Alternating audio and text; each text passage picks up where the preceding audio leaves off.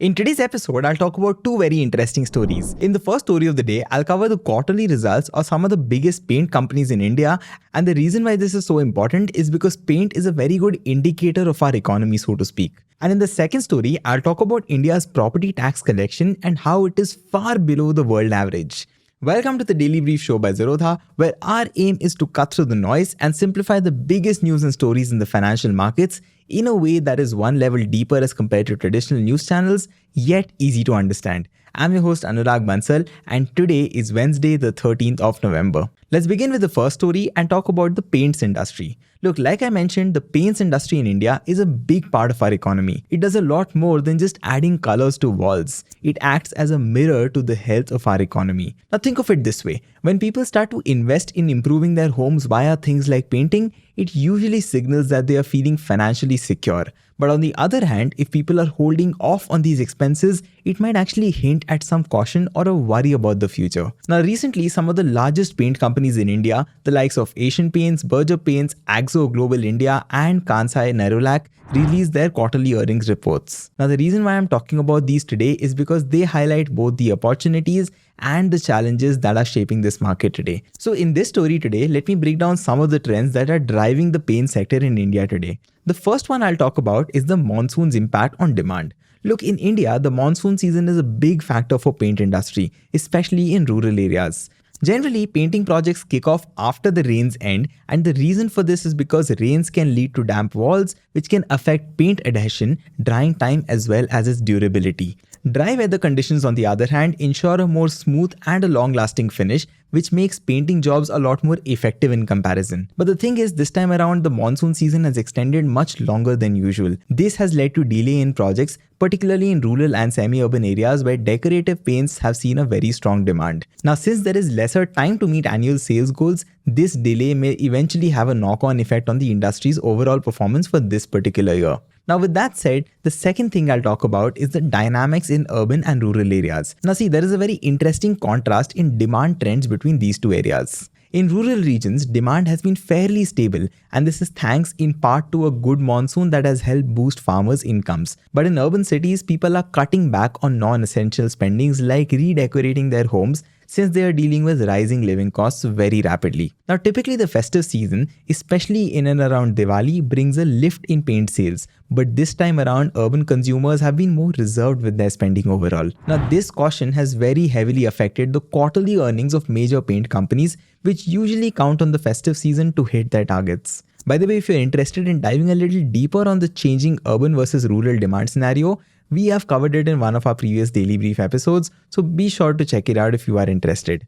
With that, let's move on to the third factor here and talk about how competition is heating up in the paints market today. Look, one of the biggest disruptions out here is Grasim Industries entering the sector with its paint brand called Birla Opus. Now, this is backed by the Aditya Birla Group, and the reason why this is important is because they have a huge investment of about 10,000 crore rupees. And because of that, Birla Opus has started to now offer high quality paints at really competitive prices, which has eventually put pressure on already established giants in the markets like Asian Paints. So in response to it, companies like Asian Paints are now turning to discounts and rebates in order to retain their market share. But of course, the thing is, this strategy has now started to impact their profit margins quite a bit. Now, traditionally speaking, brands like Asian Paints have usually held a premium spot in the market. They have had very less strong competition. But the thing is, this time around, the entry of a new competitor with big investments is pushing every one of them to rethink their pricing models. This now brings me to the fourth point, which is how companies are exactly turning to premium products in order to offset some of this pricing pressure. See, established brands are now pivoting towards premium products like high-end decorative paints and also waterproofing solutions. These products are targeted at more affluent consumers who are usually less affected by inflation and are also willing to pay a little extra for quality. Berger Paints, for instance, has reported some growth in its premium lines, while Asian Paints is showing steady demand for its waterproofing and interior solutions. But that said, while premium products are promising for sure, they currently make up only a very small portion of total sales for all of these brands. So the thing is, they won't entirely shield these companies from all the challenges in the mainstream market.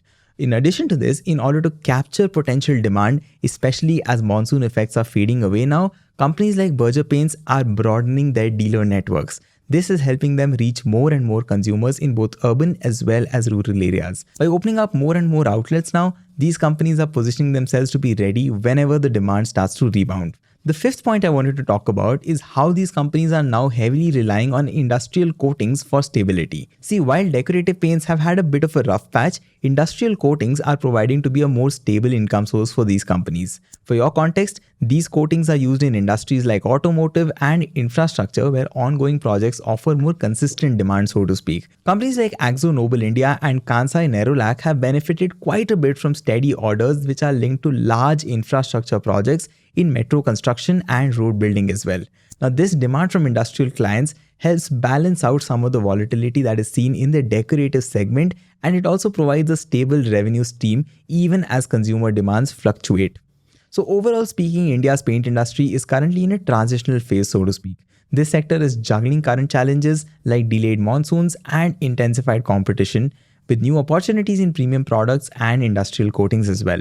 As the rainy season now comes to an end, companies are hopeful that delayed rural projects will resume, which will help drive up demand. But that said, much of the industry's future is also dependent on broader economic trends, consumer confidence, inflation's impact on disposable income, and how well established players can adapt to a changing market.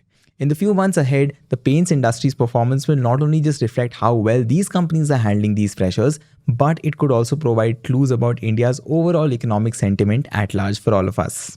Now, moving on to the second and the final story of the day, let us talk about something that affects practically every homeowner in India: property taxes.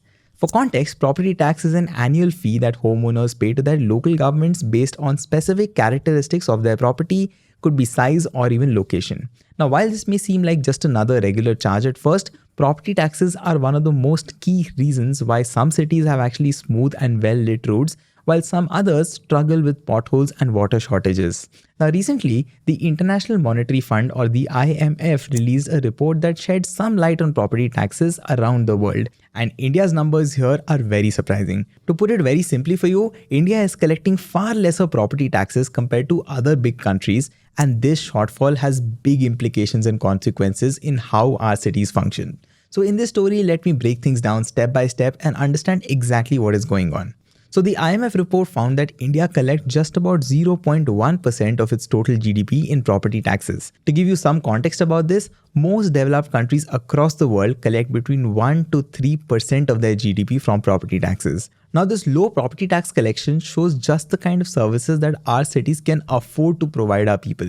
Less tax collection obviously means less money for things like road maintenance, reliable water supply, waste management, etc. And as you would imagine, this is exactly what differentiates cities which work well and the cities which do not. Now, to understand this a little deeper and better, let's talk about how exactly property taxes are calculated in Indian cities. See, most Indian cities use something called the area-based assessment. Now, over here, instead of trying to estimate what each property is worth on the market, which by the way can be tricky and have variations, they focus on the size of the property. Basically, the bigger the property is, the higher the tax. That sounds simple, right? But even though it does, it gets interesting here. To give you an example, Delhi has taken this calculation a step further with what they call the unit area method. Think of it like an upgraded way of calculating property tax. I'll quickly explain how it works. They start with the property size, but instead of stopping there, they start multiplying it by different factors depending on where the property is located and how it is also used. Basically, if the property is in a posh area, there is a higher multiplier, and if it is an older building, the rate might be slightly lower. Also, if it's a commercial property, there's a different rate altogether. So they're basically trying to capture a more accurate picture of the property's value and its purpose beyond just its size. But in contrast to this, some cities are still relying on an older system called the annual rental value. To give you a very simple explanation, this system tries to estimate how much rent your property could earn even if you are living in it yourself. But all that said, the big issue here is both of these systems are collecting lesser taxes than they ideally should. The question is, why? Why aren't Indian cities able to collect as much in property taxes as they should? See, according to the IMF report, there are three main problems here. First, many properties are not registered for tax at all. In cities like Bangalore, authorities have apparently discovered thousands and thousands of properties that have never paid any tax at all. They found these properties by using satellite mapping, which literally uses aerial images in order to spot buildings and compare them with official records. Second, even for properties that are registered, the tax collection process is usually outdated and also inefficient. Many cities still rely on paper records, which make it easy for properties to slip through the cracks, so to speak. To give you an instance, when Bangalore switched to a digital system that included satellite mapping, they did not just find unregistered properties, they also discovered that many registered properties had also expanded by adding either new floors or extending structures without reporting these changes. And this obviously means these properties were being undertaxed. Now the thing is, tax calculation methods themselves are not very effective. Because they are based on broad estimations rather than precise property values, they often miss out on accurately capturing the wealth or usage associated with the property. And this in turn results in lower tax collection. But now the good news for all of us is that India is not quite alone in facing these challenges. And the reason why this is good news is because there are examples around the world to show us how to improve our property tax collection. Take Lagos in Nigeria, for example. By modernizing their property tax system, they have managed to increase their tax collection about five-fold. They have gone from a few $100 million to now over $1 billion. We can also take a look at South Korea, where property transaction taxes range from about 1% to 7% of the property's values. Now mind you, these are not just random statistics. These are real-life case studies that show us that with the right systems, property tax collection can actually be improved pretty significantly. But that said, some Indian cities have already started to take some steps in the right direction. Delhi and Bangalore, like I mentioned earlier, have started to use satellite imagery to map every property in the city. Now the intent here is not just to catch people who don't pay, but to also ensure that the system is fair for everyone. The thing is, when all properties are accounted for and everyone pays their fair share, the overall tax rate can be lowered down because the burden can be shared a little more evenly. Now, according to the IMF, India could realistically aim to collect 10 times more in property taxes than it does today. This is not just wishful thinking, by the way, it is based on real-life examples of cities around the world which have modernized their systems very successfully. I'll also tell you why all of this is so important. The IMF estimates that countries like India need an additional funding of about 4% of our GDP in order to meet sustainable development goals. And this covers everything from infrastructure to healthcare as well. For low-income countries, this requirement jumps to about 16% of GDP. So when cities can efficiently collect their own property taxes, they gain the ability to fund these essential services independently without having to rely much on central or state government handouts. Also, when cities have a more stable revenue stream from property taxes, they can plan everything better. Instead of being reactive and just fixing problems when they become urgent, they can afford to think ahead. They can invest in long-term infrastructure projects like underground drainage systems or modern waste management facilities as well. Now, of course, these improvements are not just nice to have, they are also necessities for cities that are growing very rapidly. So as an overall takeaway for you and me, of course, nobody likes paying taxes for sure, but if we want our cities to work better, they need resources. The difference between a city that runs smoothly and the one that struggles eventually boils down to how effectively it can collect property taxes. Let's now move on to the final section of the day, which is the small news tidbits. First, Apple is set to assemble 32% of iPhone production volume and 26% of value in India by FY 2027. They could potentially achieve a production value of over $34 billion here. In FY 2024, for context, India's iPhone production reached $14 billion and this accounted for 12 to 14% of Apple's global volumes. This figure is projected to climb to 18 billion by 2025, with India's volume share rising to 17 to 18%. Second, India's online gaming market grew by 23% year on year and reached $3.8 billion in FY 2024, as reported by Lumikai.